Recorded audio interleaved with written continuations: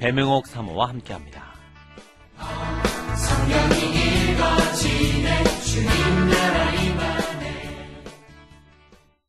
안녕하세요. 지난 시간에는 화요일 저녁에 베푸신 감난산 강론의 내용을 간단히 설명드렸고요. 목요일 다락방 강론으로 이어지는데요.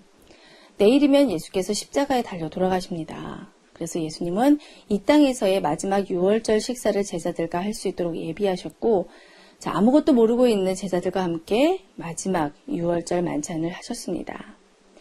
그런데 지금 제자들은요, 어떤 상태인가요? 6개월 전 가이사랴 빌립보 MT에서 예루살렘 행 고지를 한 이후 여기까지 오는 동안 제자들 사이에서의 갈등이 누가 크냐, 누가 어느 자리에 앉는가 이거였어요. 지금 자리 싸움을 하고 있고 6월절 식사하는 이 자리에서도 혹 이 자리가 예수혁명 정부의 내각 발표는 아닐까 하며 엉뚱한 다리를 긁고 있습니다. 이 동상이몽 여기서 갑자기 생긴 일이 아니죠.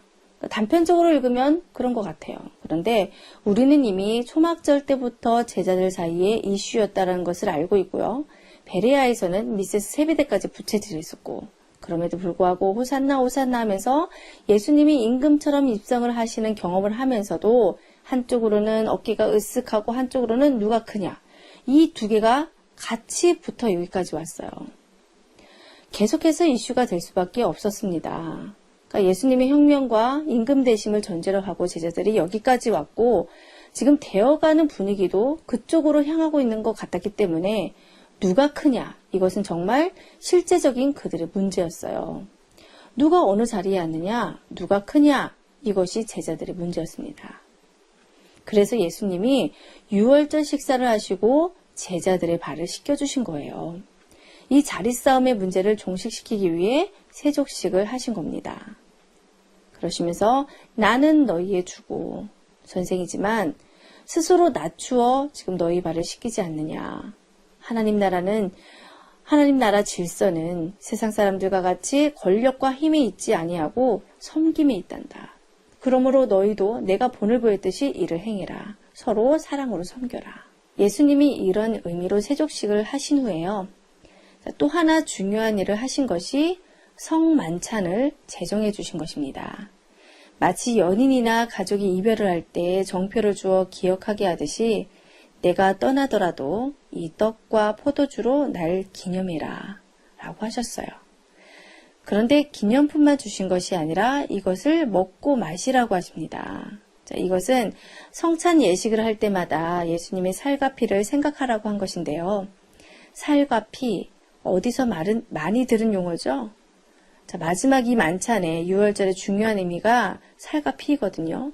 근데 이 살과 피 어디서 있었던 이미지인가요? 미리 예수님이 이것에 대해서 깔아놓은 것이 있었어요. 세 번째 유월절 벳세다 들녘의 오병이어 사건 때입니다. 물고기 2마리와 보리떡 5개로 5,000명을 먹이셨을 때 내가 하늘에서 내려온 만나다. 나는 산떡이다. 내가 하늘에서 내려온 산떡이다. 그러니 내 살과 피를 먹고 마셔라. 그러면 영생할 것이다. 라고 이미 대중들에게도 말씀을 하셨었어요.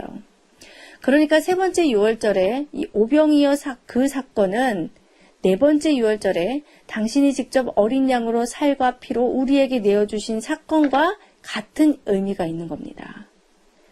세 번째 유월절에는 대중 앞에서 하시더니 네 번째 유월절에는 특별히 떡과 잔을 내어주시면서 이것이 내 살과 피다. 이렇게 예수님의 생명을 담보로 하고 새로 맺은 언약을 맺으시며 살과 피라는 용어로 이날 밤 예수님의 죽음을 정확하게 재확인하셨습니다. 그리고 나서 드디어 다락방 강론이 시작돼요. 마지막 목요일 저녁 6월절 식사를 하시고 세족식 하셨고 성만찬 제정도 해주셨고 이제 다락방 강론이 시작되는데요. 우리도 다락방 한 기퉁이에 자리 잡아 앉아봐요. 그리고 제자들과만 대화하신 그 비밀스러운 이야기를 우리도 함께 들어보자고요. 우리도 깨달아야 되지 않겠어요? 그쵸? 서로의 눈빛이 오고 가며 묻고 대답했던 목요일 밤 그 자리에 함께 우리도 끼어앉아 다락방 강론을 들어야 합니다. 자, 둘러보니 유월절 만찬 후에 가룟 유다는 결론을 내리고 떠났네요. 더 이상 예수 혁명 정부는 없다. 자, 유다는 누가 크냐 이 실갱이 속에서 결국은 그쪽으로 기울어 버린 듯해요. 그럼 다른 제자들의 분위기는 좀 어떤 것 같은가요? 자, 아직 누가 좋은 자리에 이 이슈에 대해서는 유다와 다를 것이 없어 보여요. 유다는 포기했을 뿐이고 다른 제자들은 계속 예수님을 기대하고 있을 뿐 다를 것이 없어 보입니다. 뭐 다른 것이 있다면 선생님을 믿고 있다는 거죠. 어떤 형태로든 예수님이 이끄는 나라가 도래할 것이라는 로마로부터 독립하게 될 예수 혁명 정부가 일어설 것이라는 기대를 갖고 지금 눈치를 보고 있을 뿐이에요. 이 사나이들 이 순간을 얼마나 기다려 왔습니까? 드디어 디데이가 가까워온다는 조짐을 눈빛 속에서 서로 읽고 있어요. 초조한 분위기, 뭔가 때가 다 된 듯한 느낌. 호산나 호산나 함성소리는 아직도 깃전에 맴돌고 있고요. 엊그제는 대제사장과 사두개파 그리고 바리새파 지도자급과의 논쟁도 성공적으로 마치셨어요. 그들이 꼬리를 내리고 사라지는 모습이 못내 통쾌했을 것입니다. 그들도 당해내지 못하는 이 예수님의 영성과 지혜와 성경 실력 정말 자랑스러웠을 거예요. 6개월 전 초막절 때 갈릴리를 떠나온 이후 그토록 기대했던 그 일이 드디어 눈앞에 바짝 다가오고 있는 듯했겠죠. 6월절 식사를 하는 이 밤 뭔가 중대 발표가 있는 거 아닌가 그렇게 생각하고 있을 겁니다. 누가 크냐 누가 어느 자리에 내각에 관련된 것 아니겠는가 라고 생각했을 거예요. 그런데 황당해요. 예수님이 발을 씻겨주면서 그게 아니라고 하시는 거예요. 누가 어떤 자리 이 주제가 아니라 나는 이제 너희를 떠난다라고 또 말씀하십니다. 그러니 충격이죠. 내가 가는 곳에 지금 너희는 올 수 없다. 그리고 이제 잠깐만 너희들과 있을 수 있을 뿐이다. 그러니 새 계명을 주겠다. 남아있는 너희는 서로 사랑하여라. 뭉쳐라. 너희는 하나다.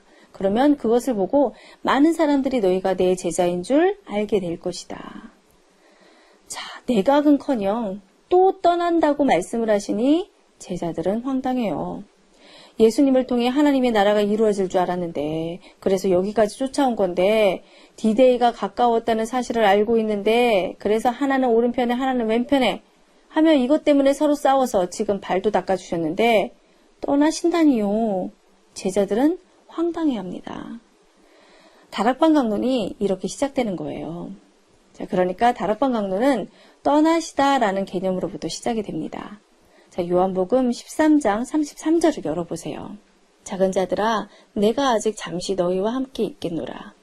너희가 나를 찾을 것이나 일찍이 내가 유대인들에게 너희는 내가 가는 곳에 올 수 없다고 말한 것 같이 지금 너희에게도 이르노라. 자, 예수님 지금 떠난다고 하고 계시죠?